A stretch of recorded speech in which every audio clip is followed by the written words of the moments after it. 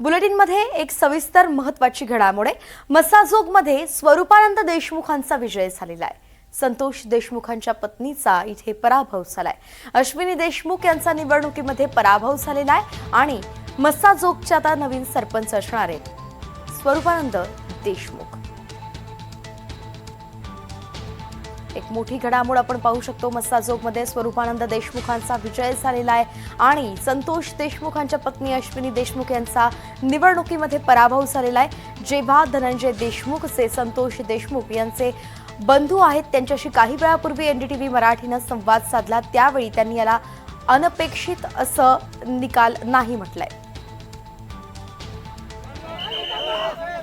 तर दुसरीकडे स्वरूपानंद देशमुख जे विजयी उमेदवार आहेत त्यांच्याशी बातचीत केली आमच्या प्रतिनिधींनी, पाहूया।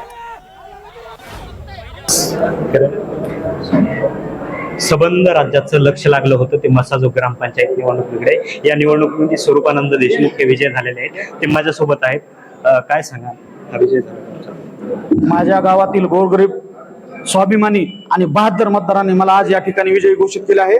माझ्या समोर दणदणग्याची फौज होती, सगळ्या प्रकारचे माझ्यावर आरोप केले, सगळ्या पद्धतीने प्रचार केला। एका माणसावर एवढा प्रचंड दबाव टाकला, राजकीय दबाव टाकला, पैशाचा दबाव टाकला, विविध भागाने मतदारांना दडपण्याचा प्रयत्न केला, पण मतदारांच्या खास खंबीरपणे माझ्या पाठीशी उभा राहिला। त्यांच्या पाठिंब्यावर आणि त्यांच्या आशीर्वादावर मी आज या ठिकाणी विजयी झालेलो आहे। एकीकडे तुमच्यावरती नाना प्रकारचे आरोप करण्यात आले, त्यामध्ये परळीतून पैसे आल्याचा देखील आरोप करण्यात आला होता, याकडे कसं?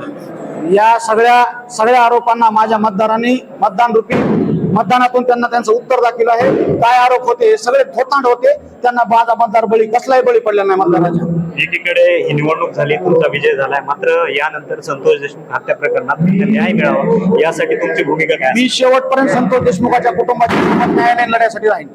नक्कीच गावाचे कोणते प्रश्न आहेत ते लवकर तुम्हाला? मी तुम्हाला मागील काळामध्ये सांगितलं, गावामध्ये माझे जे काही प्रलंबित प्रश्न असतील, जलसिंचन विहिरी असतील, गायगोटे असतील, प्रधानमंत्री आवास योजनेमधले घरकुल असतील, रमा योजनेमधले घरकुल असतील, पानंद रस्ते असतील, धनगर शेत वस्तीचा रस्ता असेल, पाणी पुरवठा योजना असतील, हे प्रश्न मी 18 महिन्यामध्ये प्रकर्षाने सोडवले। असे विविध प्रश्न देखील हाताळायचे आहेत। संतोष देशमुखांना न्याय मिळण्याच्या लढाईमध्ये मी देखील शेवटपर्यंत सहभागी असं जे आहे स्वरूपानंद देशमुख यांनी म्हटलं आहे। एनडीटीव्ही मराठीसाठी मी आकाश सावंत, केच।